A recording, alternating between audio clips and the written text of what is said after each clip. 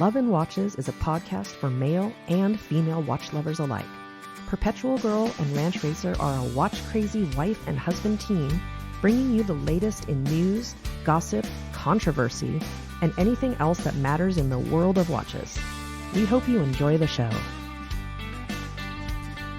Hey, fellow watch lovers. Welcome to Love and Watches. This is your host number 1, Ranch Racer. And this is your host number 2, Perpetual Girl. And this is episode 20, which is part 2 of your questions for Love and Watches. So welcome. And we're really excited to talk about your questions, listener questions. And we're actually in the middle of a big tropical storm here. It's crazy outside right now. So hopefully we'll keep power. that would be good. Yeah. And it's warm, at least, because we call this Pineapple Express, so it's coming in from the Pacific. Yeah. But it's packed with wind, and we're a little nervous about more trees coming down because we had some near disasters last storm. Yeah. So. And lots of rain. I hear an alarm. Oh, that's the Seiko. That was your wrist that's check. My wrist check. That's good I timing. Love it. Good timing. Should I just do the wrist check? Let's do. That was classic. I had this timed for something else, and hey, I might that's as well. Awesome. Let's do wrist checks, and then we'll jump into housekeeping, and then get into questions. Okay. So I'm wearing a circa perhaps 1970, 72, or 74 Seiko Belmatic, and it's one that I picked up on eBay for I think about $125. Yep. Just came back from our jeweler for maintenance. Maintenance cost for this model was. And it was working when we brought it in, but it was $225 for the full overhaul. So this is good to go for a while. We know it's nice and lubed up, and we can run it and not worry about it. So yeah, so it's blue. It's got a blue dial. I've posted it on. I believe I posted it before. I'll post it tonight, and it's got a really super easy to set alarm, and it's actually a bell. And I just love this watch. It's really, really special to me. Yeah, and if you guys want to see how it works, go to the YouTube channel. That's one of the first videos that I posted up there was this watch and how it works and the alarm and all that fun stuff. So definitely go check that out. Yeah, it's got some funky orders of things, kind of like a Casio, where you have to push something in to do one thing and then pull it out to do another. So and you have to wind the alarm separately. Right. It's a non-hacking movement, so the winding function actually winds the alarm bell. Yeah, it winds the separate spring for the alarm, not the movement. You can it's non-hacking, non-manual wind. And you set your date by pushing the alarm set button in. Yeah. But to set the day, you have to go back and forth between 11 a.m. and 1 a.m. Yeah, there's no quick set day. Yeah, but it's once you figure it out, it's really easy to do. And I think this is gonna. It's a super fun watch. Yeah, I think it's gonna live on my wrist for a little while. I'm glad we got it when we did because they've really gone up. It's insane. In price. Well, this is actually the Oyster Quartz model. It looks exactly like the Rolex Oyster Quartz. Right. Band with the case, band, domed bezel, and proprietary lugs, so you can't put anything else on it unless someone's invented something. Other than, but it's got a really nice bracelet. There's really no reason to put it on something. Yeah, and it's adjustable, so it's it might be a little snug, but well, we got micro adjustments on there. I expand and retract, so nice. All right, so what about you? What are you wearing? So another blue dial tonight. I'm wearing my Oris Carl Brashear chronograph, which was away for a while at Oris getting serviced almost right after I bought it. There was an issue with the reset, the chronograph reset, but it's working great now, and it's been back for probably a couple months now. I think I'm probably hated by the bronze loving community because I don't let it get really tarnished.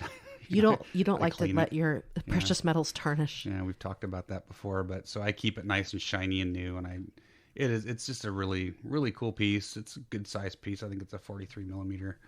I have it on the factory leather bracelet. I love that bracelet. Strap. It's beautiful. It is, and it's nice, and it's obviously got the bronze buckle, and I had it on the blue Haveston for quite a while, like not corduroy, but like a material type strap, which looks great because it perfectly matches the dial. So I like it on both, but I've been back on the brown leather strap for a while. The dark chestnut brown really makes the blue pop, and the brown looks beautiful with the bright copper color of the browns, which, he's demonstrating the bezel. Nice bezel action. I could turn bezels all day. Sometimes I hear a noise, and initially I'd be like, what is that? I'm like, he's over there turning his bezel. Okay, moving on. All right, so that's the wrist checks. We're a little punchy today. We are. We've been trapped in the house and just leaving for, very specific animal duties and keeping everybody happy, but everyone's locked up. Getting soaking wet. Being protected from the tree. Even the dog is... Yeah, you can hear the secretary walking walked around. away. She's leaving. All right, well, let's get to some housekeeping. So... Big week, obviously. This is SIHH this week. It's been going on for 3 days now. I'm on overload. I am too. I can't keep up, and we don't. Our blog is not really for reporting this kind of stuff, but I look at all the rest of them, and there's just tons of stuff coming out. Beautiful high bad. end. Yeah, very high end. A lot of high end stuff. Well, each show has their own target market. Yeah, they do. But there's some cool stuff coming out. Actually, one of them I'm gonna talk about. So yeah, SIHH. So that's the big show going on. We've all been waiting for show season to start to see what everyone's going to come out with. So I'm not going to talk about any of the releases, but if you guys haven't checked it out, definitely go check out what's going on at SIHH. I wanted to give a shout out to Eldora Dunes, who's we're going to be answering his question today. But I wanted to thank him because he cleared up. We had talked last episode about the Stova Classic Fleer 36mm, and I thought it only had the automatic, but you actually can get it with the ETA 2804 manual wind, which is cool. So Eldora Dunes, thank you very much for letting us know, and I wanted to get that out to everybody else. And then the last little bit of housekeeping, again, related to last week's show. The last question that we took was from Aggressive Timing Habits, a good friend of the show. And the question was around our grails. And because of SIHH, I have a new grail. Yeah. Uh-oh. Uh-oh is right. And it's kind of one of those... Do I need to start digging in the couch cushions? Well, yeah, it's one of those maybe someday attainable type stuff, like a Royal Oak or a Longa. And that's the Lisnardan Freak X. If you guys listen to Two Broke Watch Snobs, you've heard Kaz talk about the Freak for years. He loves it. And rightly so. It's an amazing watch. Basically, the entire gear train on the Freak is on the minute hand. So the minute hand is basically made up of the gear train, and then the counterweight is the escapement, so your balance wheel. I think the cheapest one was like $40,000 or something. So they came out this year, with the Nardan Freak X, which still has the escapement and the balance wheel as a counterweight on the minute hand, but the gear train has been moved kind of back behind the hands, so in the center there, so it's not, the whole gear train's not moving on the minute hand, so it's been less expensive to produce. It's still less expensive as like how? Well, it's still up there like with the Royal Oak. Like I think it's the blue version's like $21,000 or something, so it's still very expensive. That's a down payment for a house. Yeah, in a lot of places.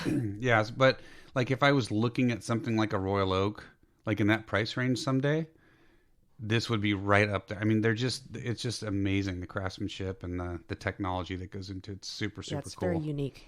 Yeah, very, very unique. So, yeah, so I have a new grail. Is that technology similar to the Resonance? No, Resonance is totally different. They've come out with some new watches. And they have a new watch this year that I noticed is very similar to color-wise to the Panerai. Yeah, so they have the Type 3, which is the oil-filled, like the super highly domed oil filled, and they have a white dial now. So there's that right. one. The white dial is very much like the Panerai colors. That must be a trend for Yep. 2019. And then they have a type. It's very casual. Yeah.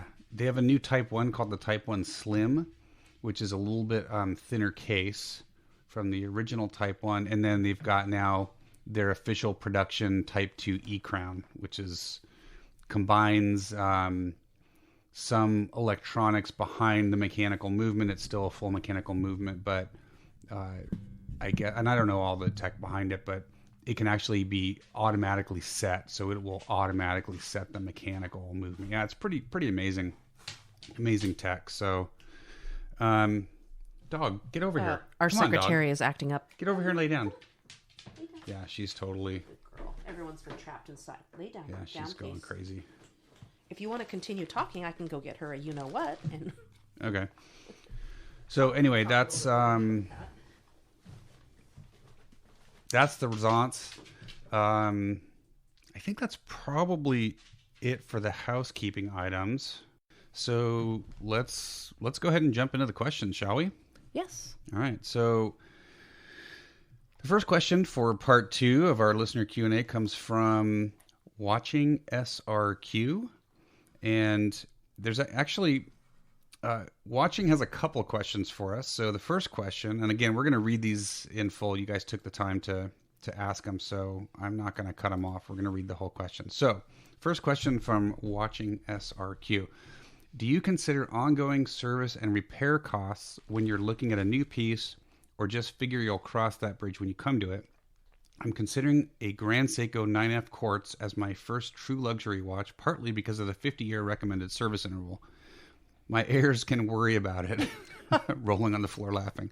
I'm really enjoying your down-to-earth approach to the watch world. Keep up the great work. So thank you for the kind words. That's Watching very SRQ. nice. Very nice comments.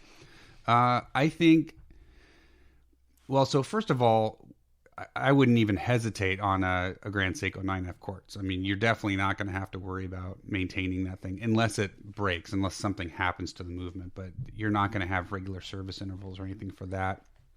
I think for us, if I truly thought about it every time we bought a watch, we'd stop buying watches, right? I mean, because we've acquired most of our mechanicals like in the last 3 to 4 years, right? So we're kind of gonna. We're on the maintenance honeymoon right now. It's like when airlines buy new airplanes. Yeah, I mean, I think the only time I've ever thought, probably the only time I really seriously thought about it was when I bought the Grand Seiko. Because I know that can be a very long, laborious wait. It goes back to Japan for a service, I believe. Unless the East Coast Service Center, if it's just basic, I think they can handle it. In Miami, the new one? No, that's a boutique. I'm not sure where their service center is. But yes, watches need to be maintained. It's just like your car.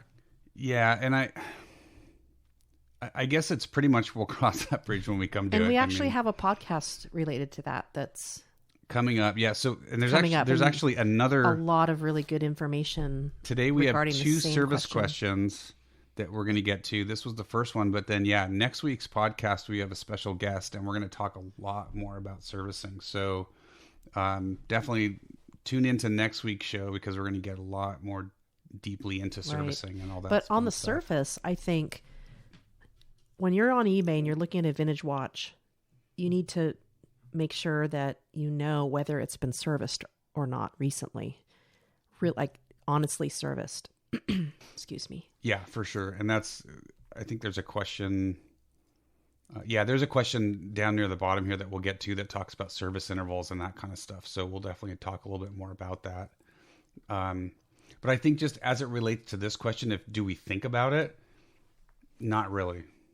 And every watch is different. You wear them at different amount of times. So if you're keeping them inside your house and not winding them, or if they're on a winder, you're burning the green time on the watch. That's another situation. Totally. If you're keeping it out in an area that's not insulated, where it's cold, Who these knows? are all Maybe it's going to wear out the lube faster. I don't know. Right, because the lubrication and the movement is definitely a thing. Okay, so the second question from Watching SRQ, how do you prioritize purchases on the wish list? Long-term, short-term budgeting, prowling for the right deal? a watch's role within the collection or undefinable instinct? Probably a little bit of each. I think usually if their watch is under $500, we tend to pull, if we see it and it's, the budget allows for it, we just pull the trigger. There's not a lot of soul searching or, we just. Right. But we do discuss any purchase between the two of us as a married couple. We discuss purchases usually over 100. Right. So we have that kind of mutual agreement. Yeah, but usually if it's like 500 or less, there's not a lot of shopping around or thinking for months on end. If we like it, it's and the budget that month allows for it, we buy it. Correct. So we do have our own budget, and we maintain our finances, so we know where we're at all the time, and we're always talking about watches anyway. Constantly. So we kind of know. We know where we're at, so it's kind of like, oh, I really like this new blah blah blah. Yeah. And kind of like the Traska. Have we talked about the Traska? Yeah, that was I did a wrist check on the Traska a couple shows ago. Yeah, so that was another one that you had expressed interest in and really loved it. So at one point I said, I think you should really get that. Yeah, when the Gray Dial came out. Yep. Yeah. And I think as you get up like into the $1,000 and more, that requires, there's more planning. We're a little bit more thoughtful in those purchases in terms of what the watch is. We're also a little more sentimental too. Like, let's make it special occasion marking stuff. a special occasion. Yeah, for sure. And then obviously anything over that is usually very long-term planning. When you get up into the multi-thousands of dollars. Which I'm not even thinking about that right now. And it's so hard, at 50 years old. I mean, to prioritize the wish list, I don't know about you guys, but for us, it changes all the time, right? As new watches come out, stuff gets taken off. I mean, my wish list for a long time, there was like 50 watches on my wish list. Oh, there goes the Seiko again. Oops, sorry. And it's been dwindled down. I normally have a running wish list probably of, 5 to 10 watches, and it changes constantly. And the priorities change too. Things move up and down and that kind of stuff. In terms of prowling for the right deal, depending on the watch, if it's like my Seikos, a lot of my Seiko divers, I definitely look around to find the best deal. Sometimes it's Amazon, sometimes it's like Mark at Long Island Watch. So definitely look around. But what I actually wanted to talk about was the last two. Roll within the collection. That's definitely something that we think about more. Because for a long time, if we saw something, boom, we liked it, we budgeted for it, and we bought it. But lately, and there's actually one complication you've been really wanting to add to your collection. really love a moon phase. Yeah. And I know there's a lot of quartz moon phases out there. And if you can hear the crinkling, I've got a little ice pack on my hip, my hip surgery, which is all good. So the moon phase is something that I'd really like to have because we're out in the country, and it would just really add to, our collection and my enjoyment. So looking around, it's not easy to find an affordable mechanical moon phase. There's some, like Longines makes one. And there's a few that are... How affordable do you think the lowest probably mechanical around would be? $2,000, I would guess. Right. So that's a big difference between a quartz and a... Oh, sure, of course. Automatic. Yeah. So that's just what you want to think about. Do you really want that complication in automatic? Is it an heirloom?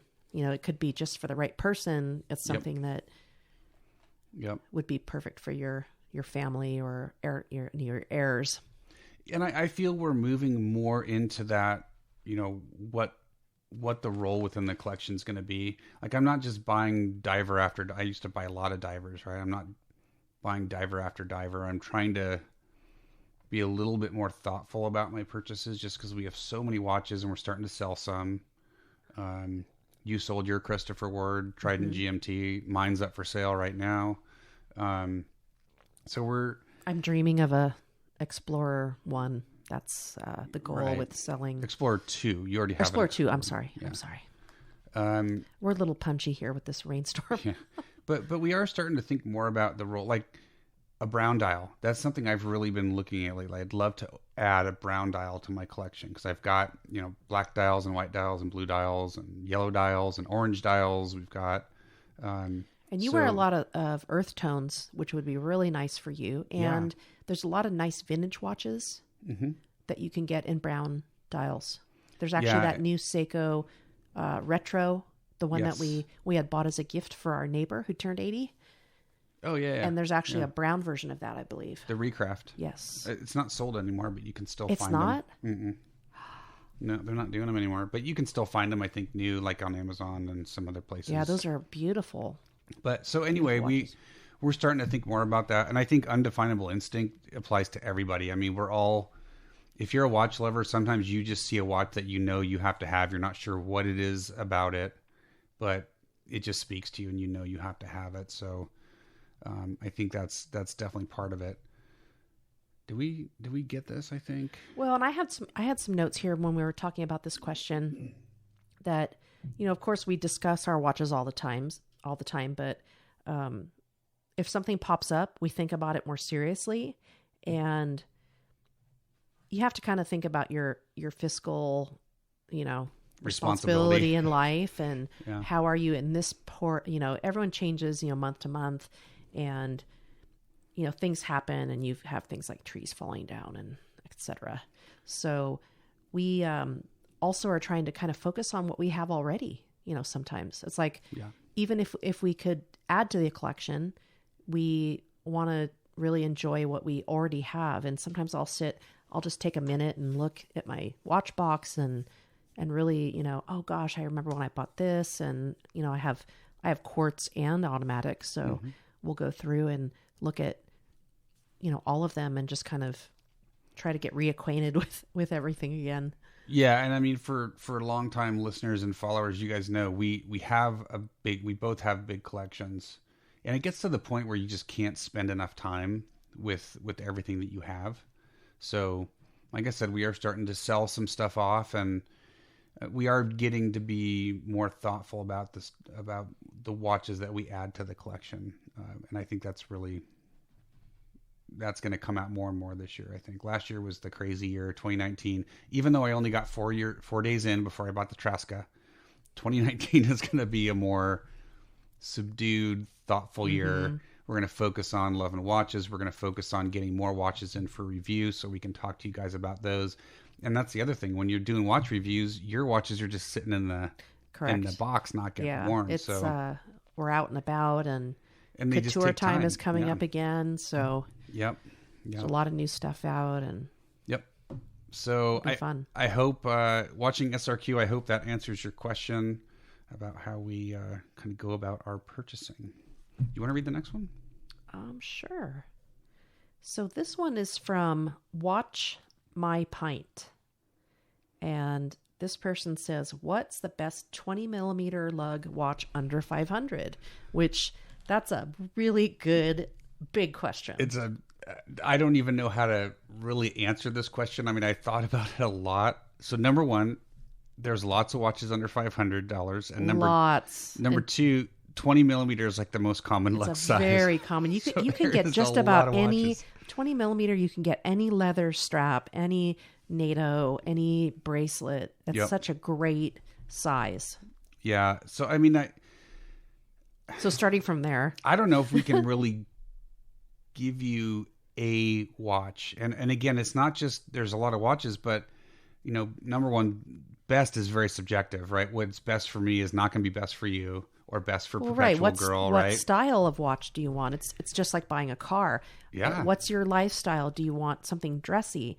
Are you in a diver? Are you in construction? Are you in a tech role in an office? Are you in politics where you need to be polished? Or there's so many different things. It's just like buying a car. Like I couldn't have a Jaguar living in the country because I need a dually truck. Yep. So you just have to look at all those different things. But there's a lot of really good brands to look at that cover all of these things. And one that we particularly love is Seiko. Yep. I mean, we could almost do a podcast about Seiko. Well, we will eventually. Yeah. But I mean, if you look at Seiko 5, there's so many offerings within the Seiko 5 collection. Absolutely. Right? And those and some of those are under probably, 100. Yeah. And most of them are probably 20 millimeter. I think most of them are 20 millimeter lug. I love the Prospects line, but they're bigger, and I think they're 22. Most of them are 22 millimeter. There might be some smaller ones, but most of the Prospect divers are 22 millimeter lug sizes. That's pretty close to 20. Yeah, but the Presage line is great, and I think most of those are 20 millimeter. But they lean more towards the dressy side. So again, it depends on what you're looking for in the watch, how you're going to be wearing it. Is it an everyday watch? Well, our baby tuna that you got on sale was under 500. Yep. Actually, that was what was it? 250? Yeah, that was half off. But again, that's a big watch, and it's a 22 millimeter lug. Oh, it is. Okay. It is. Yeah, most of the Prospects are the 22 millimeter lug. Monster is 20. The Monster, yeah, that's the older. That's the Gen 1, and that's a 20 mil. So there's a Seiko. It's hard to go wrong. There's a ton of great watches. But talking about Presage, fit this category, right? Presage versus Monster, completely totally opposite. Different. Yeah. Polar opposite. Totally different. So, Citizen, obviously another wonderful brand to look at, both quartz and mechanical. They have a lot of stuff in 20 millimeter lug size. I don't have any specific brand or models that I want to talk about, but it's always good to look at them. And then there's a bunch of great micro brands. I mean, I could talk for hours about all the micro brands, but just some that come to mind. Traska. If you're into dive watches, it's a great dive watch. 20 millimeter lug. Notice, which we've got a couple Notice contrails in for review right now. Those are 20 millimeter. Amazing loom. Dan Henry, man, those are great. I love Dan Henry watches. Both quartz and mechanical there as well. Yeah, and he's got a really diverse collection. Yeah, he does. So, I mean, I would love to be able to just say this is the best watch at 20 millimeter for under 500, but there's just no way. We need so a style. Many options. Yeah. So, I mean, definitely DM us if you watch my pint, if you'd like more information, or if you want to clarify, and if it's a dress watch or a diver, let us know, because I would be totally happy to do more digging and actually recommend some specific models. But yeah, let us know if you're looking for a diver or a Flieger, a dress watch, or a cool chronograph. If you want a chronograph, there's some chronographs, most of them quartz for under 500, but yeah, totally. We're both totally happy to talk more about that. So, all right. So I think that's probably good for that one. Should we move on? All right. So our next one is Hurricane Arty. Hurricane Arty, yep. Would you rather have a pre-ceramic no-date sub or the Tudor Black Bay 58 and the roughly $3,500 difference to spare for another watch? Well, so there's a couple different ways to answer this question. And we love both brands. Yeah, we do. If we didn't already, so we've got the pre-ceramic two-tone, right? The Rolliser, the bluesy, yellow gold bluesy, correct, which is a smaller size naturally. Yeah, that's the date. And then we've got the newer standard black no date sub, the maxi case. So, I mean, just looking at what is already in our collection, we'd go for the Tudor for sure. I mean, we don't own a Tudor yet, and we've talked a lot about it. I like the Black Bay 58 a lot. I'm a little bit burned out on Black Bay, only because they've focused so much on that collection in the last 3 years. I'd like to see Tudor focusing on some of their other collections, like the Pelagos. I think that really deserves some attention in the next year or two. I'd like to see them do that. But the Black Bay, I love the two-tone Black Bay, and the 58 is just that great kind of old school Tudor Submariner look. Mm-hmm. Great size at 39 millimeter. Did they do crown guard? Which I like that look, and that's of the no crown guard. Something that I noticed. I just want to interject that one has a crown guard and one doesn't. So having the crown guard totally changes the feel of the watch. Makes it wider. Yeah, it makes the watch feel better. And when I wear our old bluesy two-tone versus the Black Bay, or I'm sorry, the Submariner, that Submariner is so huge on me compared to that. Right. Compared to that older watch. So for me, being a smaller person compared to my husband, it's tough with the size, but I'm getting used to it. So it's, as we evolve with our watches, initially there are certain watches that I didn't like, and now I love them. So I prefer the pre-maxi case as well. I like the more slender lugs. I think it's a little bit more finished looking. I agree. So I think, so if we didn't have the Rolexes. Yeah, and we want to be careful because we don't want to interject just our opinion. Like, I don't want to say this is good because I say so. That's not what not what we're here to do. This is all subjective. We're just kind of telling our opinion, and everyone likes what they like, and everyone has a different size wrist, etc. So if let's say we didn't have the subs, and we were looking at a nice dive watch, would you still look? Excuse me. Would you still look at a pre-ceramic no date Submariner, or would you lean towards the 39 millimeter Black Bay 58? I'm not sure, because when I was looking for a black dialed watch, I liked the Explorer 1 and I liked the Black Bay 36. Yeah, totally different. Well, they're actually pretty That's close. That's like an Explorer type watch, whereas correct. These are full on. But I'm divers. using it as kind of an analogy where I love both, and they're very similar, and they both have their it's pluses a very and minuses. Yeah, they both do. So it's kind of tough, and I really almost would have bought the Tudor because of the price, but then you found one that was a great price of the Explorer, and you surprised me with it. Right. So that was kind of a surprise for me as a gift. Yeah, this but it's 22 years old. I have to add that it's 22 Correct. years old, so it's not new. So pretty close in price. If your budget doesn't allow you to buy something, then you really shouldn't buy it. Of course not. Correct, and if you can afford the Tudor, get the Tudor. If you love it, get it. Yeah, and that's, I keep thinking, what would I do if we didn't have the Submariners? And that Tudor, it's so tempting because, again, it's a great size. It's got that old school vintage look to it. 70-hour power reserve. I mean, it's a fantastic movement, and it's so much less expensive. But I also am just a big Rolex fan. I love the Sub. My problem would be, I would want, if I was going to go pre-ceramic, I'd really want to go pre-ceramic, and I'd want something old school, even smaller, that kind of has the look of the Tudor Black Bay 58, and I can't afford one of those Rolexes. So it would probably, I'd probably go with the Tudor, I think. I honestly think I would. If we didn't have the Subs, I think I'd probably go with the Tudor, if you could find it. I mean, Tudor right now, you can't find the 58, you can't find the GMT. It's becoming like Rolex, which is just ridiculous. Oh boy, I didn't know that. It's ridiculous. But I think I would, if I didn't own either, I think I'd go with the Tudor and pocket the $3,500 and save up for another watch.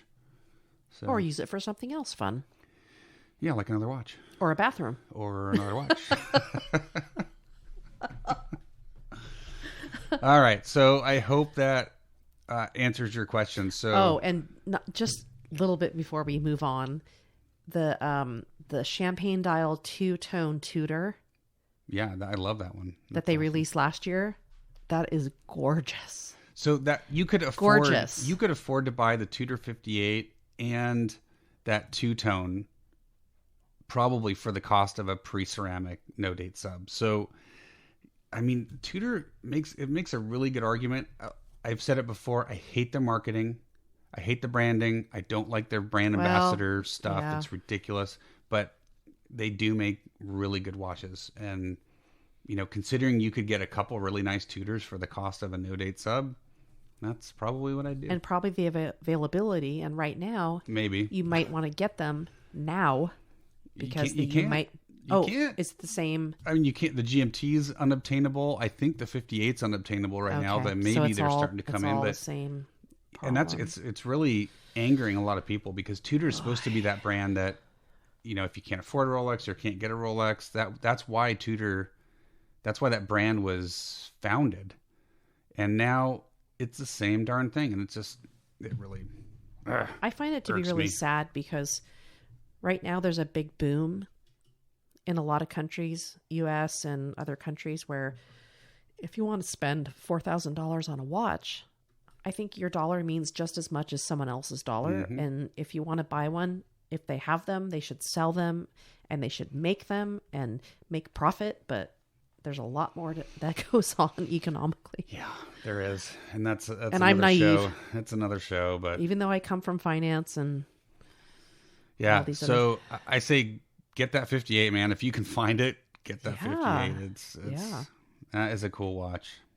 That's a tough one to beat. Size, so that's the bottom line. price. Do it. Yeah, I would say, go for the Tudor, man.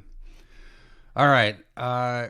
So last question. This is actually going to be a bit of a shorter show this week. And our last question, again, is around service. And this comes from Eldora Dunes, who, again, let us know that you can get that manual ETA 2804 movement in the classic Flieger 36 from Stova. So Eldora Dune's question is, when it comes to servicing watches, do you guys service only when things go wrong? Service only certain watches regularly and the rest only when necessary? My watch collection is still small, but I'm wondering what happens when a watch collection becomes large like yours. So again, next week's show, we're going to talk a lot about this, but I think there's two schools of thought, right? There's two schools of thought with servicing. The first school of thought is follow to the letter the manufacturer's recommended service interval. So if the manufacturer says 5 to 7 years for service, get it serviced within 5 to 7 years. Okay. The other school of thought is, if it's not broke, don't fix it. Wear it until it needs service. Once it stops keeping good time or it starts having little issues, go in and get it serviced. Now, for me, I think for the most part, if it's a newer modern watch, I'm going to be in that second camp. Because again, there's no way I can afford to service all of my mechanicals within, I'd be servicing them all like within a year or two. And there's just no way. Lubricants have gotten so much better these days. I know people that have had watches for 20 years and have not had to service them. Now, that's not necessarily what you're going to get out of your mechanical. Right. And vintage watches are a totally different story. Well, and that's where I was going to go. When we buy a vintage watch, if we can't afford to service it right away, it sits and does not get worn. We don't wear it. Because it can be very difficult to get parts.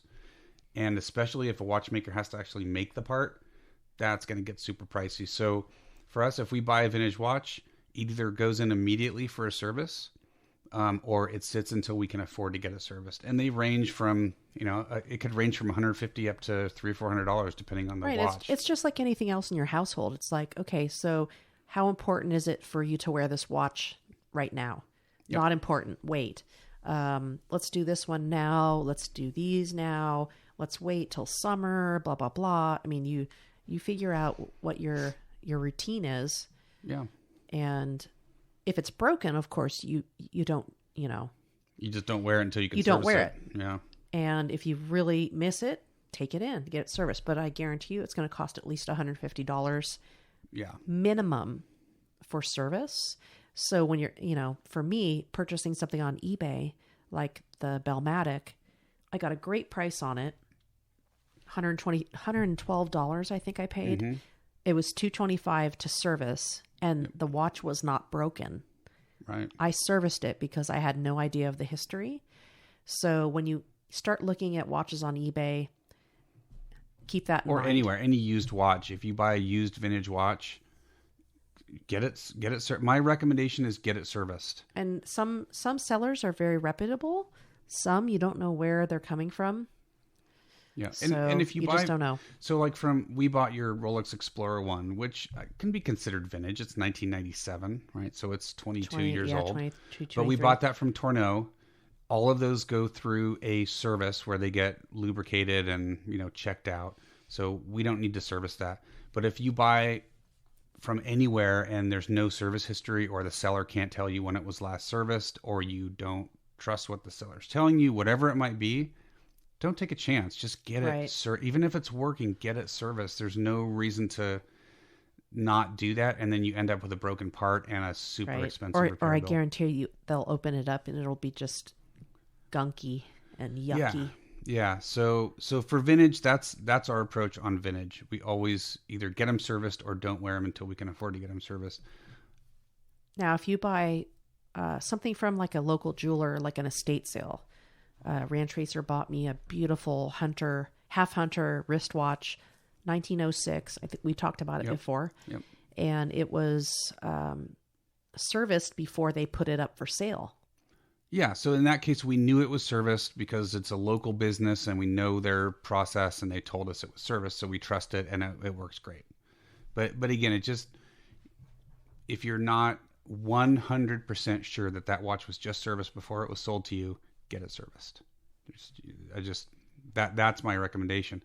On modern watches though, and I'll use Rolex as an example, if you service that watch in that 5 to 7 year period, let's say you service it at year 6 and it's still keeping good time, whatever, you take it in for service and it's $700 or whatever it's going to cost, $600 or $700 for service, versus the same watch that you wear for 15 years and then it starts keeping kind of bad time.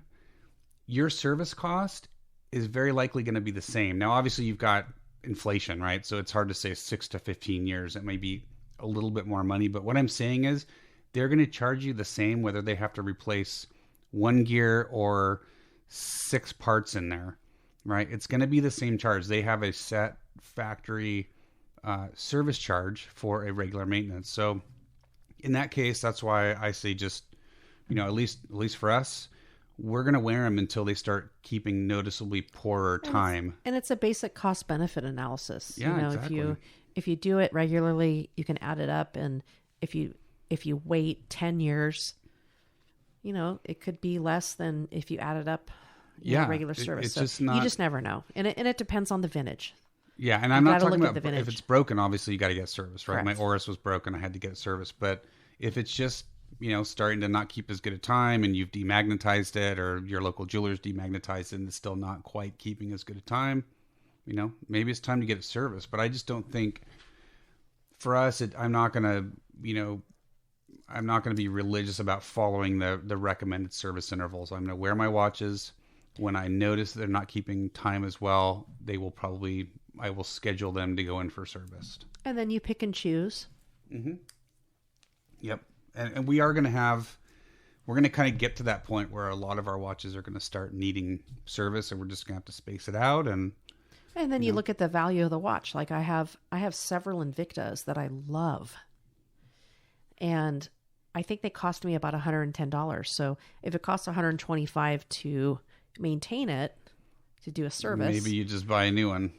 Unless it's my two-tone that looks just like my bluesy with the Donald Duck on it from the Disney branded, then I will service it. So you never know. So let me ask you this. What if it needs service and the service is going to cost, that's Seiko NH35. So let's say the service is going to cost a couple $100. What if you can buy the same watch again for $100? To me, it doesn't make... There's nothing that sentimental about that watch where it would make sense to spend an extra $200 to service the movement when you could buy a new one. If it's that important, I could buy a new one and then donate another one. Yeah, it's the old one. So these are the games you have to play, right?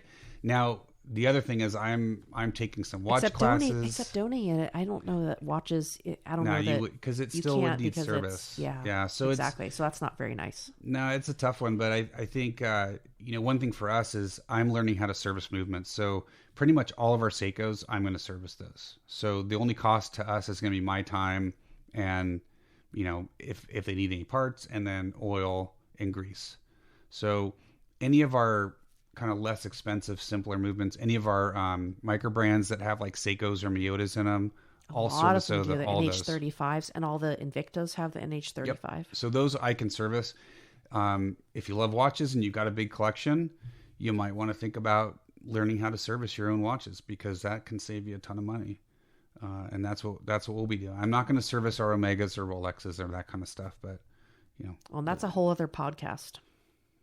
What, the servicing? of Omegas and Oh, Rolexes. yeah. And... But I'm just saying that's, I wouldn't feel confident to go in and do that because I'm not a watchmaker, but I've taken several classes. I'm signed up for another one that you guys will hear about next week.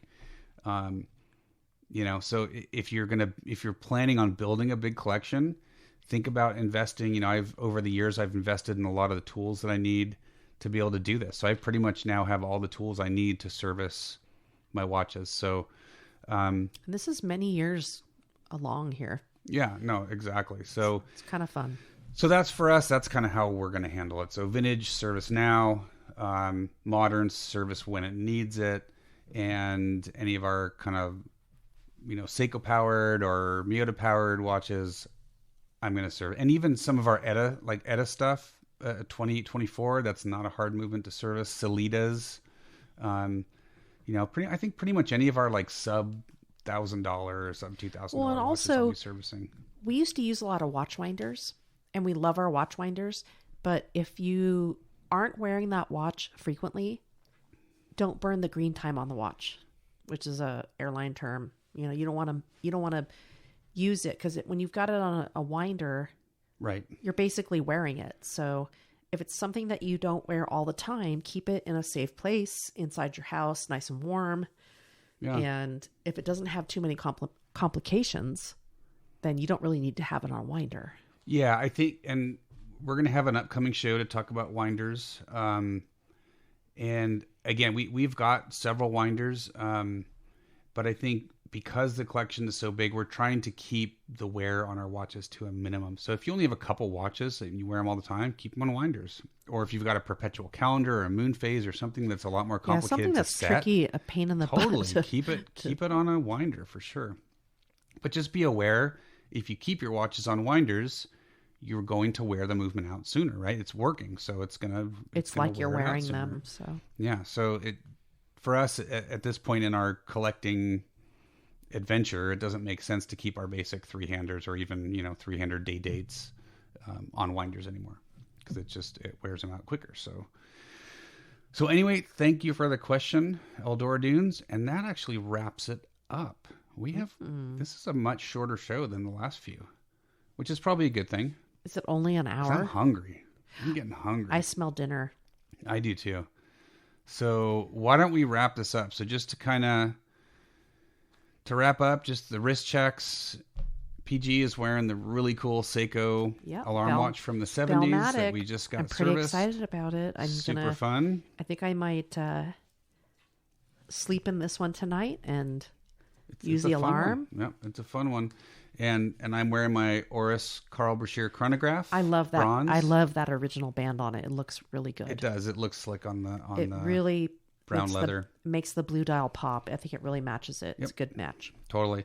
SIHH, check it out. Just go search for it's everywhere. SIHH 2019. You can't miss it. If you're on Instagram, you can't avoid it. So definitely check that out and go check out that Ulysse Nardin Freak X. It is super cool. That's definitely on my grail list. Not my thing, but hey, you know what? My better half loves it, so. All right, guys. That's it. We are going to go eat.